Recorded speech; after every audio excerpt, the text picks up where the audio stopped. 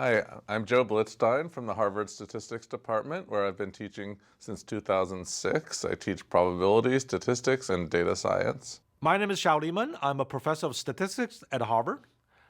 I'm the founding editor-in-chief of Harvard Data Science Review. There are many different definitions of data science because it is such an interdisciplinary emerging field that combines statistics, computer science, and domain knowledge from many different areas of application.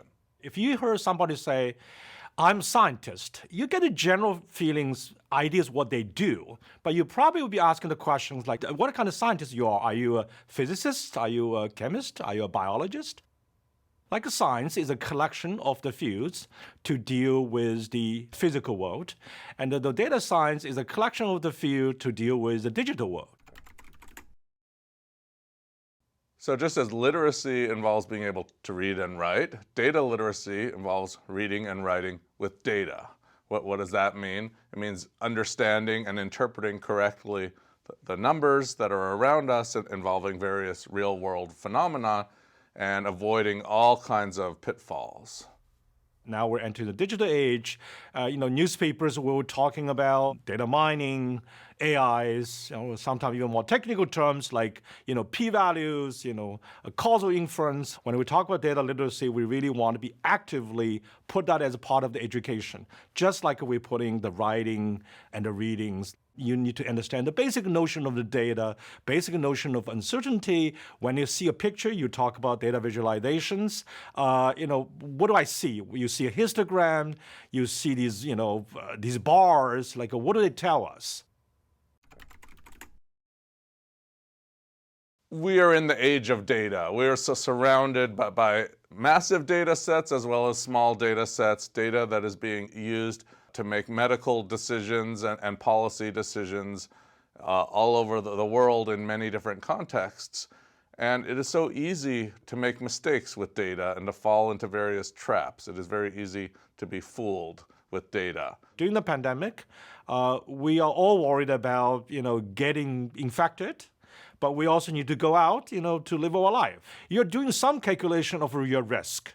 Now you read the newspapers say, this crowd is very big and, you probably have a high chance to be infected. How high it is high, right? If it's a 50% chance to get infected, that's pretty high, 5%, well, it's high to someone. It may not be high to others.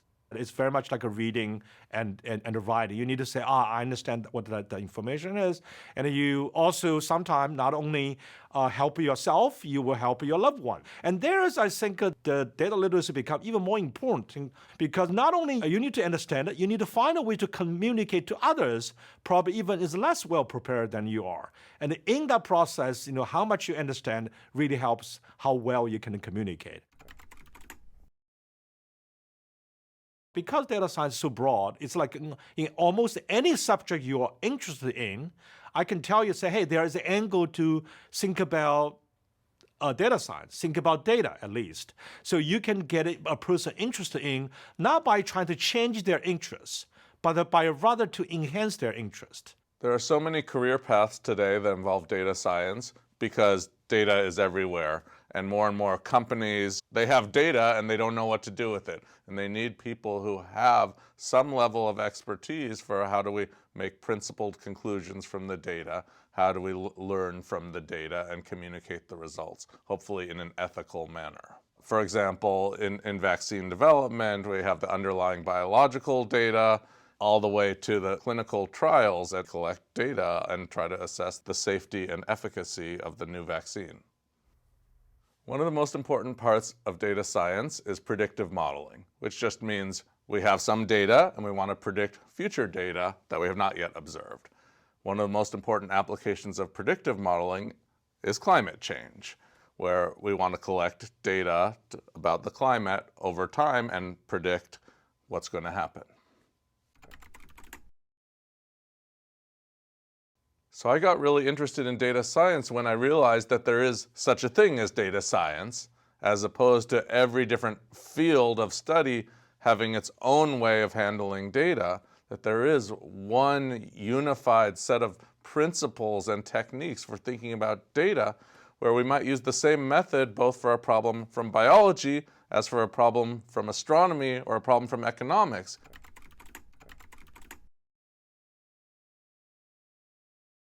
Start with the Harvard Data Science Review. And it's entirely online, and it is designed for everyone. Our slogan is everything data science for everyone. Read the column called The Recreations in Randomness. We talk about how you predict the Oscar winners. We talk about, how do you search for recipes for cooking. We talk about can the computer write humors. So there are a variety of topics, sports, all kinds of things that, pick up your leisure interest, and you read them, you might be intrigued. If you're interested in learning more about data science but haven't had the opportunity to take a course, there are still many resources free online for learning about data science, including on the LabXchange and HarvardX platforms. One of the great things about data science is that it is so interdisciplinary. So it's extremely flexible. How much math do you need? How much computer science do you need? You can focus on whatever aspect you're most interested in or that best fits the experience that you've had or the problems that you want to solve. And it's important for being an informed citizen to be able to understand how to correctly interpret and learn from data.